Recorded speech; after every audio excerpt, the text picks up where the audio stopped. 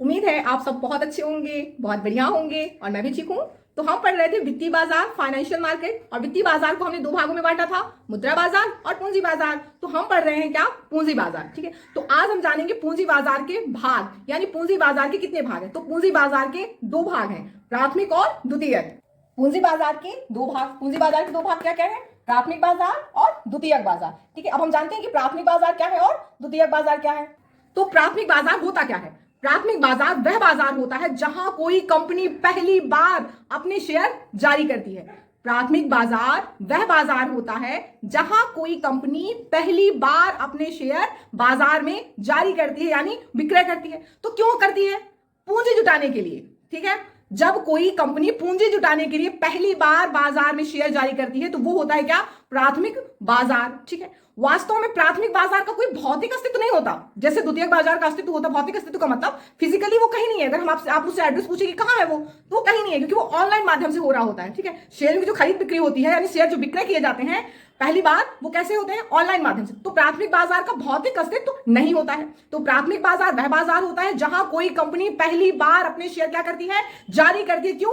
पूंजी जुटाने के उद्देश्य से। ठीक है, तो अब द्वितीयक बाजार क्या होते हैं? द्वितीयक बाजार वह बाजार होता है जब प्राथमिक बाजार में विक्रय किए गए शेयर, प्राथमिक बाजार में आपने अपनी कंपनी के शेयर विक्रय कर दिए, तो प्राथमिक बाजार में विक्रय किए गए जब शेयरों को स्टॉक एक्सचेंज में सूचीबद्ध कराया जाता है, जिससे जो निवेशक होते हैं पुनः उन शेयरों का क्या कर सकते हैं? क्रय विक्रय कर सकते हैं। ठीक है, तो जो स्टॉक एक्सचेंज है वो किसका भाग हुआ? द्वितीयक बाजार का। याद रखिएगा, स्टॉक एक्सचेंज किसका भाग हुआ? द्वितीयक बाजार। और द्वितीयक बाजार क्या होता है? जब प्राथमिक बाजार में विक्रय किए गए शेयरों को स्टॉक एक्सचेंज में सूचीबद्ध कराया जाता है, जहां निवेशक उन शेयरों की क्या कर सकते हैं? क्रय विक्रय कर सकते हैं, खरीद बिक्री कर सकते हैं। उसी को बोला जाता है द्वितीयक बाजार। और हमने बोला जो स्टॉक एक्सचेंज है वो क्या हुआ? इसका मतलब द्वितीयक बाजार के भाग हुए। ठीक है, द्वितीयक बाजार जैसे आप जान सकते हैं, जैसे national stock exchange, Bombay stock exchange, ये क्या है? ये द्वितीयक बाजार के भाग होते हैं। ठीक है, तो आपसे कोई प्राथमिक बाजार और द्वितीयक बाजार दोनों में अंतर पूछे तो आप क्या बताएंगे? प्राथमिक बाजार और द्वितीयक बाजार में कुछ अंतर है। जैसे हमने क्या बोला कि प्राथमिक बाजार का कोई भौतिक अस्तित्व नहीं होता, यानी फिजिकली आपको कहीं नहीं मिलेगा कि प्राथमिक बाजार कहीं कहां है। ठीक है, वहीं द्वितीयक बाजार का भौतिक अस्तित्व होता है, जैसे नेशनल स्टॉक एक्सचेंज और बॉम्बे स्टॉक एक्सचेंज। आप इनका एड्रेस पूछ सकते हैं, कोई आपसे पूछे कि कहां है तो आप बता सकते हैं कि बंबई में है, मुंबई में है। ठीक है, तो द्वितीयक बाजार का अस्तित्व होता है भौतिक, वहीं प्राथमिक बाजार का कोई भौतिक अस्तित्व नहीं होता है। ठीक है, प्राथमिक बाजार में कंपनी को प्रत्यक्ष रूप से पूंजी की क्या होती है? प्राप्ति होती है। जब कंपनी को पूंजी जुटाना होता है तो क्या करती है? शेयर को जारी करती है। ठीक है, तो प्राथमिक बाजार में कंपनी शेयर क्यों जारी कर रही है? पहली बार उसको पूंजी जुटाना है। तो प्राथमिक बाजार में कंपनी को, प्राथमिक बाजार में जब कंपनी अपने शेयर जारी करती है तो कंपनी को प्रत्यक्ष पूंजी की प्राप्ति होती है। जबकि द्वितीयक बाजार में जब कंपनी के जो शेयर क्रय विक्रय होते हैं वो निवेशक आपस में कर रहे होते हैं शेयरों का क्रय विक्रय, वहां कंपनी को अब लाभ नहीं होता है, यानी कंपनी को पूंजी का लाभ नहीं होता। लेकिन कंपनी का क्या होता है? एम कैप का लाभ होता है। एम कैप मतलब मार्केट कैपिटलाइजेशन, यानी जो होता है जिसको बोल सकते हैं बाजार पूंजीकरण। कंपनी के बाजार पूंजीकरण में वृद्धि होती है, यानी कंपनी का जो एम कैप होता है उसमें वृद्धि होती है, जिसको बोल सकते हैं आप साख क्षमता। क्रेडिबिलिटी कंपनी की अच्छी हो जाती है कि भाई इस कंपनी के शेयर तो बहुत डिमांडिंग है। ठीक है, इससे कंपनी की साख क्षमता में क्या होती है? वृद्धि होती है। और यही डिपेंड करता है कि कंपनी कौन सी कंपनी है, बड़ी कंपनी है, मध्यम कंपनी है, छोटी कंपनी है। ठीक है, तो याद रखिएगा, कंपनी को पूंजी का लाभ प्राथमिक बाजार में मिलता है, यानी जब कंपनी को पूंजी जुटाना होता है तो प्राथमिक बाजार में शेयर जारी करती है। द्वितीयक बाजार में कंपनी के जो शेयर क्रय विक्रय होते हैं उसमें कंपनी को पूंजी का लाभ प्राप्त नहीं होता। ये दूसरा अंतर है प्राथमिक और द्वितीयक बाजार में। तीसरा हम देखते हैं कि प्राथमिक बाजार में कोई भी निवेशक प्रत्यक्ष रूप में निवेश नहीं कर सकता। क्या कर सकता है? प्रत्यक्ष रूप में निवेश नहीं कर सकता, यानी क्रय विक्रय नहीं कर सकता। प्राथमिक बाजार में कोई भी निवेशक कंपनी के शेयरों को प्रत्यक्ष क्रय नहीं कर सकता, इसके लिए क्या करता है? मध्यस्थ होते हैं। ठीक है, लेकिन वहीं द्वितीयक बाजार में कोई भी निवेशक कंपनी के शेयरों को क्रय विक्रय कर सकता है, उसके लिए बस उसके पास डीमैट खाता होना चाहिए। ठीक है, कोई भी निवेशक प्राथमिक बाजार में शेयरों को प्रत्यक्ष क्रय नहीं कर सकता, इसके लिए मध्यस्थ होते हैं। वहीं द्वितीयक बाजार में कोई भी निवेशक शेयर का क्रय विक्रय कर सकता है, बस डीमैट खाता होना चाहिए। तीसरा अंतर। चौथा हम देखते हैं कि प्राथमिक बाजार में गैर सूचीबद्ध और प्राइवेट कंपनियां शामिल होती हैं।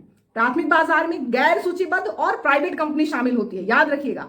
और जब कंपनी के शेयर प्राथमिक बाजार में जारी हो जाते हैं और वह द्वितीयक बाजार में स्टॉक एक्सचेंज जारी हुए शेयर अगर बिक गए, जिस अनुपात में सीमा निर्धारित की गई है, तो वह सूचीबद्ध हो जाती है और वो पब्लिक कंपनी बन जाती है। तो इसका मतलब जब वो पब्लिक कंपनी बन जाती है तो वो जो शेयर जारी कर रही है, अब जो शेयर क्रय विक्रय हो रहे हैं द्वितीयक बाजार में, तो द्वितीयक बाजार के शेयर कैसे हुए? वो एक पब्लिक कंपनी के हुए और सूचीबद्ध कंपनी के हुए, याद रखिएगा। यानी प्राथमिक बाजार में गैर सूचीबद्ध और प्राइवेट कंपनी शामिल होती हैं, वहीं द्वितीयक बाजार में सूचीबद्ध और पब्लिक कंपनी क्या होती है, शामिल होती हैं। प्राथमिक बाजार में कंपनी शेयर जारी करने के लिए क्या करती है, मर्चेंट बैंकर की क्या करती है, सहायता लेती है। यानी प्राथमिक बाजार में शेयर जारी करने के लिए जो मर्चेंट बैंकर होते हैं उनका प्रयोग करती है, और साथ ही साथ अपने जोखिम को कम करने के लिए अंडर राइटर का क्या करती है, प्रयोग करती है। अब ये जोखिम क्या है, अंडर राइटर क्या है और मर्चेंट बैंकर क्या है। हमने कहा कि प्राथमिक बाजार में जब कंपनी अपने शेयर जारी करती है तो मर्चेंट बैंकर की सहायता लेती है, यानी मर्चेंट बैंकर का प्रयोग करती है, और जोखिम को कम करने के लिए अंडर राइटर का क्या करती है, प्रयोग करती है। तो ये अंडर राइटर क्या होते हैं,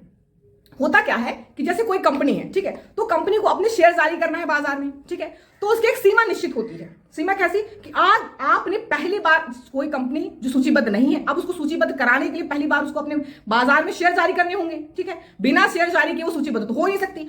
तो कोई कंपनी जिसको अब सूचीबद्ध होना है और उसको पब्लिक कंपनी बनना है निजी कंपनी से, तो उसने और पैसे जुटाने, तो उसने क्या किया, अपने शेयर बाजार में जारी कर दिए, ठीक है। तो मान लीजिए आपको 100 शेयर, आपके पास कंपनी और आपको 100 शेयर जारी करने हैं, ठीक है। अब आपने अपने शेयर जारी किए, उसकी एक सीमा है कि आपने अपने शेयर जो जारी किए और एक लिमिट है कि इतने % से कम अगर शेयर आपके बिके, जो सीमा है उससे कम आपके शेयर बिके, यानी आपके शेयर की बाजार में डिमांड नहीं है, ये बात दर्शाती है, तो क्या होगा, आपकी कंपनी अब दोबारा कभी लाइफ में शेयर जारी नहीं कर सकती फिर लाइफ में, यानी आप हट गए।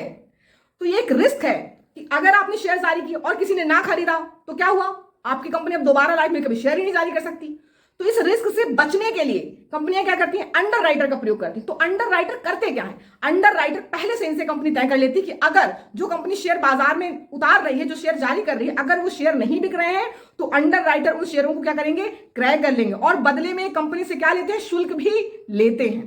तो अंडर राइटर का प्रयोग क्यों कर रही है कंपनी, जोखिम को कम करने के लिए। कौन सा जोखिम, कि अगर शेयर नहीं बिके तो कभी भी सूचीबद्ध कंपनी नहीं हो पाएगी, कभी भी वो कंपनी पब्लिक कंपनी नहीं होगी, और दोबारा कभी भी वो अपने शेयर प्राथमिक बाजार में जारी नहीं कर सकती। तो ये अपने आप में एक रिस्क है, तो इस रिस्क से बचने के लिए अंडर राइटर का प्रयोग करती है, ठीक है। तो अंडर राइटर क्या हुए, अंडर राइटर वे होते हैं जो कंपनी अपने पहली बार बाजार में शेयर जारी करती है, उसको उस रिस्क से बचाने के लिए, कौन से रिस्क से, आईपीओ के रिस्क से बचाने के लिए क्या करती है, उनके शेयर को क्रय करने के लिए पहले से ही क्या करती है, समझौता कर लेती है, और इसके लिए क्या करती है, कंपनी से शुल्क भी लेती है। आईपीओ क्या है हम आपको अभी बता रहे हैं, ठीक है। तो याद रखिएगा कि यदि आईपीओ के माध्यम से कंपनी के शेयर बाजार में पूर्ण रूप से क्रय नहीं होते हैं तो बचे हुए शेयर को कौन क्रय करेगा, अंडर राइटर, ताकि कंपनी जोखिम से बच सके, ठीक है। फिर दूसरा हमने बोला कि मर्चेंट बैंकर। अब मर्चेंट बैंकर क्या होते हैं, मर्चेंट बैंकर क्या होते हैं, जैसे आपकी कंपनी है, अब आपको शेयर जारी करना है, तो आप शेयर किस मूल्य के जारी करेंगे, कैसे पता करेंगे, सारी चीजें, तो आप एक मर्चेंट बैंकर को हायर करते हैं। मर्चेंट बैंकर आपकी कंपनी का मूल्य देखता है, आपका पूरा वैल्यूएशन करता है कि कंपनी की कीमत कितनी है, और यह तय करेगा कि आपको कितने रेट के कैसे शेयर जारी करने चाहिए, ठीक है। तो मर्चेंट बैंकर क्या होते हैं, आपकी कंपनी का मूल्य निर्धारित करते हैं और कौन से शेयर आपको बाजार में विक्रय करने हैं ये तय करते हैं, इनको बोलते हैं मर्चेंट बैंकर। तो आपसे पूछा जाए कि प्राथमिक बाजार में जोखिम ज्यादा है कि द्वितीयक बाजार में, तो याद रखिएगा हमेशा प्राथमिक बाजार में जोखिम ज्यादा होता है, क्योंकि पहली बार उतरे और आपके शेयर नहीं बिके तो आप आउट हो गए वहां से। अब लेकिन अगर आप एक बार सूचीबद्ध हो गए, सूचीबद्ध होने के बाद अब शेयर क्रय विक्रय हो रहे हैं, वहां कोई जोखिम नहीं होता, ठीक है। तो ये है आपका कि आपसे पूछ रहा है कि प्राथमिक बाजार में जोखिम है कि द्वितीयक बाजार, तो याद रखिएगा प्राथमिक बाजार में जोखिम ज्यादा होता है। अब हम एक और चीज समझते हैं कि प्राथमिक बाजार में कंपनी द्वारा जो शेयर जारी करने के प्रकार हैं वो कैसे हैं। प्राथमिक बाजार में कंपनी द्वारा शेयर जारी करने के प्रकार, यानी प्राथमिक बाजार में कंपनी किस किस प्रकार के शेयर किस तरह से जारी कर सकती है, इनके नाम देखिए आप। तो प्राथमिक बाजार में 4 प्रकार से शेयर जारी हो सकते हैं। प्राथमिक बाजार में 4 प्रकार से शेयर जारी हो सकते हैं, और ये 4 प्रकार कौन है, यानी प्राथमिक बाजार में कंपनी द्वारा शेयर जारी करने के अगर प्रकार पूछा जाए तो याद रखिएगा कि प्राथमिक बाजार में 4 प्रकार से शेयर जारी हो सकते हैं, ठीक है। अब कौन कौन से हैं, पहला आईपीओ, ठीक है। आईपीओ का पूरा फुल फॉर्म क्या है, इनिशियल पब्लिक ऑफरिंग, ठीक है। दूसरा एफपीओ, इसको बोलते हैं फॉलोइंग बोल सकते हैं या फॉलो अप पब्लिक ऑफरिंग। तीसरा है राइट इशू, और चौथा है प्राइवेट प्लेसमेंट। तो इन 4 प्रकार से प्राथमिक बाजार में कोई भी कंपनी क्या कर सकती है, शेयर जारी कर सकती है, ठीक है। अब ये है क्या, चलिए इनको डिटेल से समझते हैं।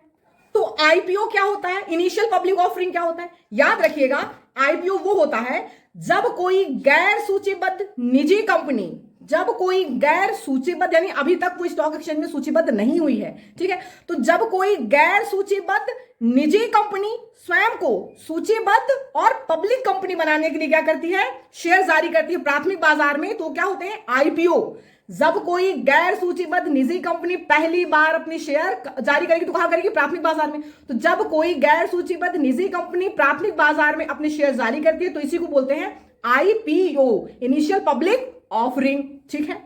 दूसरी बात, अब एफपीओ क्या है? फॉलो अप पब्लिक ऑफरिंग क्या है? तो होता क्या है कि जब कोई कंपनी अपनी शेयर जारी करती है तो हमने बोला कंपनी के पास रिस्क होता है कि भाई अगर शेयर ना बिके तो, या फिर उसके शेयर बिक रहे हैं कि नहीं तो मान लीजिए कंपनी ने लक्ष्य रखा था कि मुझे 100 शेयर विक्रय करना है बाजार में। ठीक है। तो कंपनी ने क्या किया? अपने 60 शेयर ही बाजार में उतारे, यानी 60 शेयर को ही बाजार में बेचा, यानी 60 का ही क्या किया? 60 को ही आईपीओ के रूप में जारी किया। ठीक है। होता क्या है, अब ये जो 60 शेयर थे उसके मान लीजिए बिक गए। ठीक है। अब कंपनी के 60 शेयर बिक गए और इसके बाद अब कंपनी के शेयर जब बिक गए आईपीओ के रूप में तो क्या होगा? कंपनी अब सूचीबद्ध हो सकती है, वो स्टॉक एक्सचेंज में सूचीबद्ध होगी और सूचीबद्ध होने के बाद अब वो कौन सी कंपनी बन गई? पब्लिक कंपनी बन गई। ठीक है।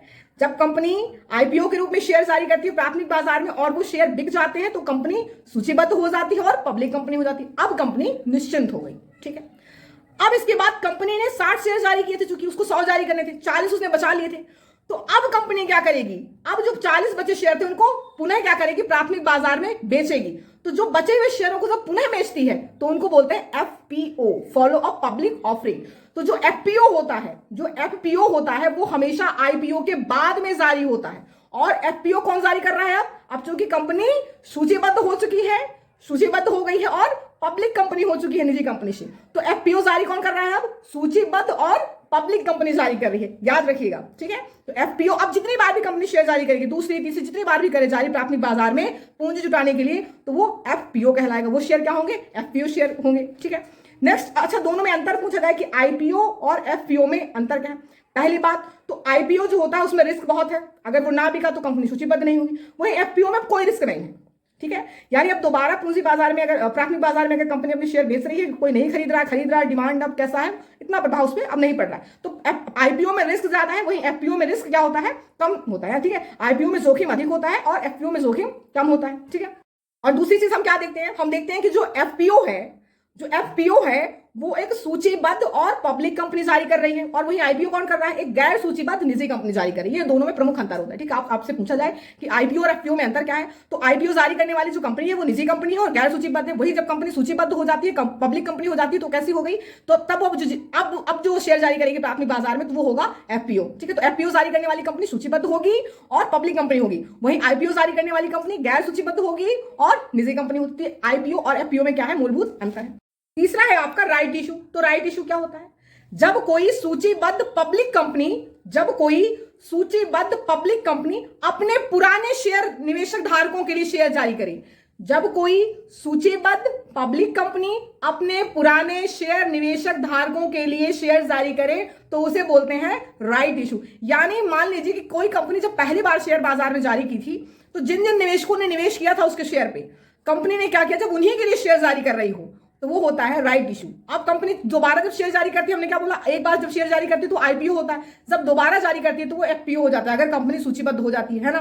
तो जब कंपनी दोबारा शेयर जारी कर रही होती तो कौन सी कंपनी हो गई? वो सूचीबद्ध हो चुकी होती है, सूचीबद्ध और निजी से वो पब्लिक कंपनी हो गई होती है। तो याद रखिएगा, जब कोई सूचीबद्ध और पब्लिक कंपनी प्राथमिक बाजार में अपने शेयर को केवल अपने पुराने शेयर धारकों के लिए जारी करे तो उसको क्या बोलते हैं? Right issue. नेक्स्ट है हमारा प्राइवेट प्लेसमेंट। प्राइवेट प्लेसमेंट जो है वो होता क्या है कि जब कोई गैर सूचीबद्ध निजी कंपनी किसी कंपनी समूह के लिए शेयर जारी करती है, किसी निश्चित कंपनी समूह को अपने शेयर जारी करती है तो उसको बोलते हैं क्या? Private placement. आपने एक शो देखा होगा शार्क टैंक, वहां पे क्या हो रहा है? वो ऐसे लोग आ रहे हैं वहां पर इन्वेस्ट करने के लिए जिनकी कंपनियां सूचीबद्ध नहीं है। सूचीबद्ध नहीं है इसका मतलब वो निजी कंपनियां हैं। ठीक है। तो वो जो लोग शार्क टैंक में है वो क्या करते हैं? कंपनी जितनी सारी बड़ी बड़ी कंपनियों के जो मालिक है उनके शेयर को क्या कर रहे हैं? खरीद रहे हैं, उनमें निवेश कर रहे हैं। ठीक है।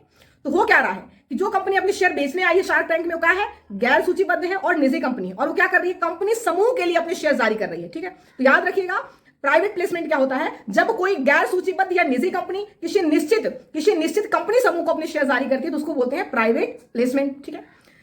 अब एक और जो अभी आपने चारों पढ़ा, आईपीओ, एफपीओ और right issue and private placement, इनमें एक लाइन जो एक लास्ट कंक्लूसिव लाइन है, याद रखिएगा कि गैर सूचीबद्ध और निजी कंपनी प्राथमिक बाजार में केवल आईपीओ और प्राइवेट प्लेसमेंट का ही क्या कर सकती है? प्रयोग कर सकती है। अभी आपने क्या जाना कि जब कोई कंपनी गैर सूचीबद्ध होती है तो आईपीओ शेयर जारी करती है ना, और कौन सा, ये आपका प्राइवेट प्लेसमेंट। तो याद रखिएगा कि जो गैर सूचीबद्ध और निजी कंपनी है वो आईपीओ और प्राइवेट प्लेसमेंट को ही जारी कर सकती हैं। वहीं सूचीबद्ध और पब्लिक कंपनी किसका प्रयोग कर सकती है, एफपीओ और राइट इशू का। ठीक है, बस ये इंपॉर्टेंट लाइन थी।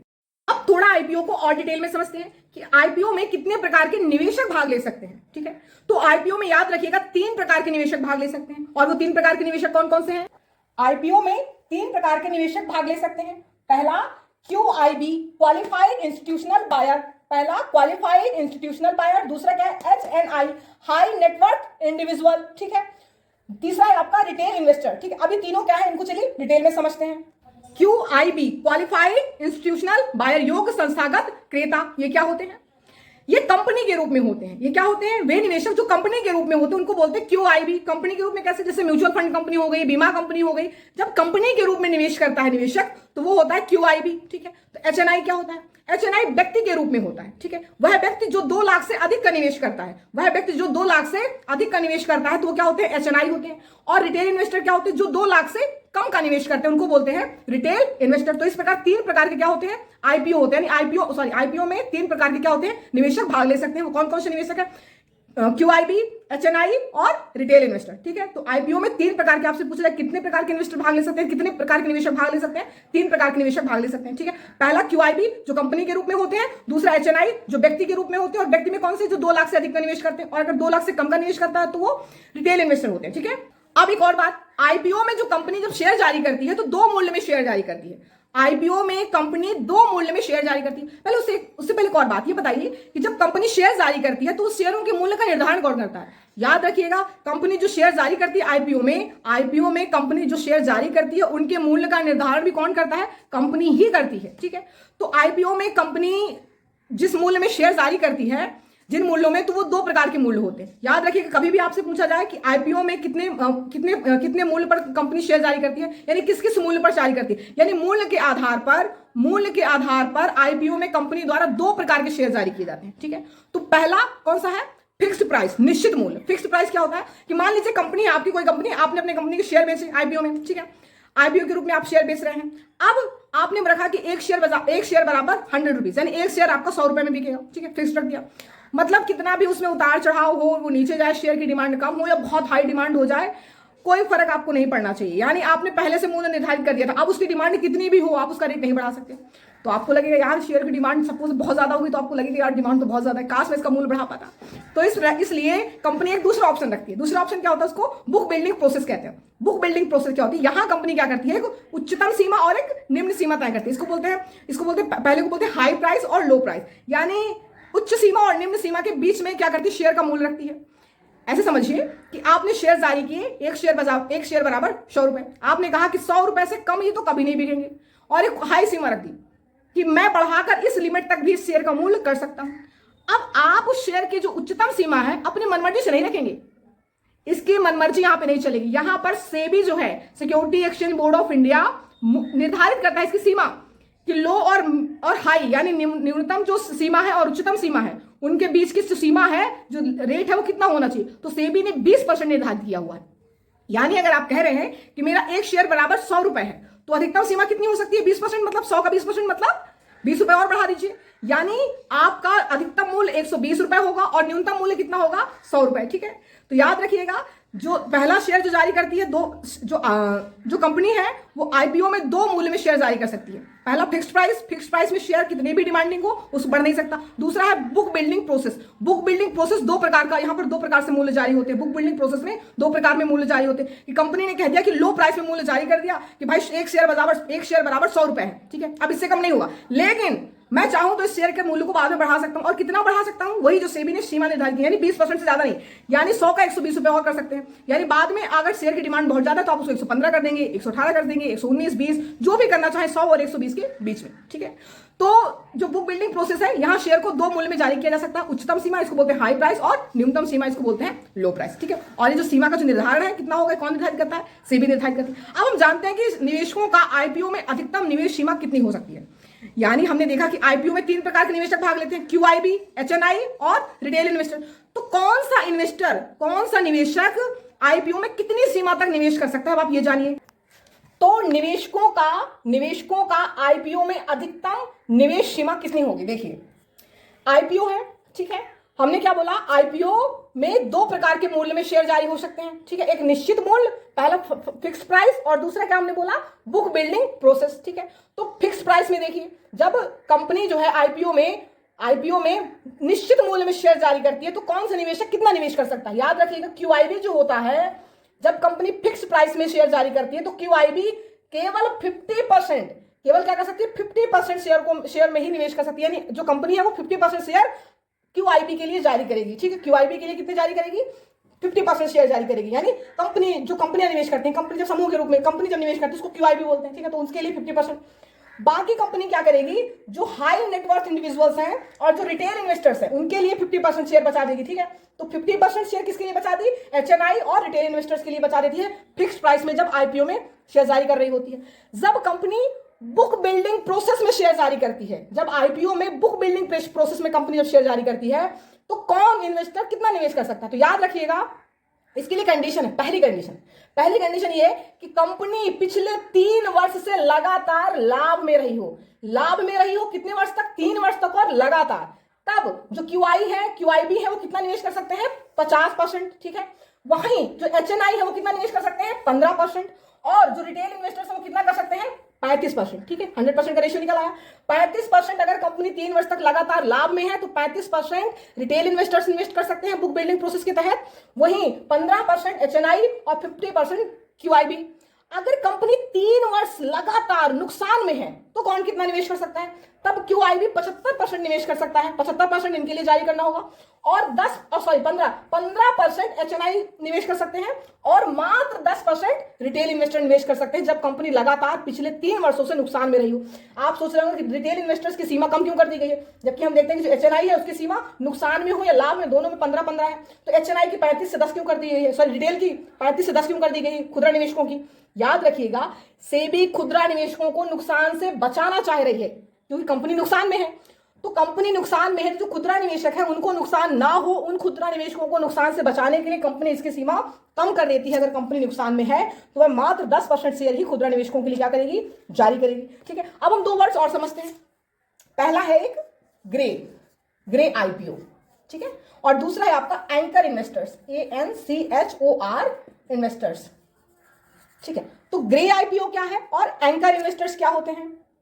ग्रे आईपीओ अनाधिकृत और अनौपचारिक बाजार होता है। ग्रे आईपीओ अनाधिकृत और अनौपचारिक क्या होता है? एक बाजार होता है जहां कंपनी अनौपचारिक रूप से आईपीओ में जारी किए गए शेयर को क्या कर सकती है? विक्रय कर सकती है। अब इसका क्या मतलब है? होता क्या है कि जैसे कंपनी ने आईपीओ में शेयर जारी किए, अब कंपनी को कैसे पता चलेगा कि मैं आईपीओ में जो शेयर जारी कर रहा हूं, प्राथमिक बाजार में आईपीओ में जो शेयर जारी कर रहा हूं, वो बिकेंगे भी कि नहीं बिकेंगे, उनकी मांग है भी कि नहीं है। मैं जारी तो कर दिया। अब जानते हैं कि आईपीओ में जो शेयर जारी होते हैं उसमें रिस्क भी होता है। अगर एक निश्चित % तक आपके शेयर नहीं खरीदे गए तो आप हमेशा के लिए लॉक कर दिए जाएंगे, ना आप सूचीबद्ध होंगे, ना आप पब्लिक कंपनी बनेंगे, और ना ही आप दोबारा कभी शेयर जारी कर सकते हैं। तो कंपनी क्या करती है कि आईपीओ में जो शेयर जारी किए गए हैं, जो शेयर जारी करना है, उन्हीं शेयर को क्या करती है? अनौपचारिक रूप से बाजार में क्या करती है? उतारती है, और देखती है कि आईपीओ में जो शेयर जारी किए जा रहे हैं उनकी मांग है बाजार में कि नहीं है, ठीक है। जैसे आप ऐसे समझिए कि जैसे आपको पता करना होता है कि इस चीज की डिमांड है कि नहीं, ठीक है। किसी चीज की आपको डिमांड पता करनी है, किस चीज की डिमांड है कि नहीं, तो आप क्या करते हैं? सबसे पहले आप वो छोड़िए, आप मूवी देखिए। मूवी का जब आप ट्रेलर जारी करते हैं ना तो पता चल जाता है ट्रेलर का एक्साइटमेंट लोगों के प्रति कैसा है, ये बता देता है कि मूवी हिट होगी कि नहीं होगी, है ना। ये आप शायद रिलेट कर पाए होंगे। तो वही है कि जब कंपनी आईपीओ में जो शेयर जारी करती है, जो शेयर आईपीओ में बिक्री करती है, उन शेयरों का बाजार में कीमत क्या है, यानी उनकी कीमत का मांग का पता लगाने के लिए, कीमत नहीं मांग का पता लगाने के लिए आईपीओ में कंपनी द्वारा जो शेयर जारी किए जाते हैं उन शेयरों की मांग का पता लगाने के लिए कंपनी क्या करती है? अनौपचारिक रूप में क्या करती है? उनको बाजार में विक्रय करवाती है। उसी को बोलते हैं ग्रे आईपीओ, ठीक है। नेक्स्ट है हमारा एंकर इन्वेस्टर। अभी एंकर इन्वेस्टर क्या होते हैं? ये क्या होते हैं? ये वे निवेशक होते हैं जो आईपीओ में क्या करते हैं? निवेश करते हैं। आईपीओ में निवेश करते हैं तो कैसा निवेश करते हैं? मान लीजिए कोई कंपनी जिसको अपने शेयर शुक्रवार को उतारने हैं, शुक्रवार को विक्रय करना है, तो एंकर निवेशकों के पास ये अधिकार होता है कि वो गुरुवार को ही शेयर खरीदेंगे, यानी एक दिन पहले ही ये क्या कर सकते हैं? शेयर को क्रय कर सकते हैं। कौन? एंकर निवेशक। अब ये ऐसा क्यों कराया जाता है?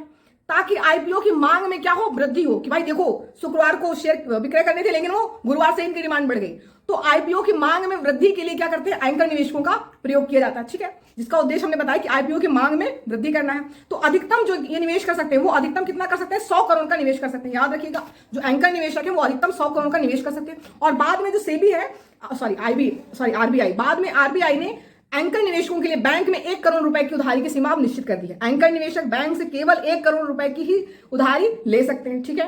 तो अब समझते हैं कि भारत की जो 2 प्रमुख स्टॉक एक्सचेंज है वो कौन कौन से, ध्यान से समझिएगा, ठीक है।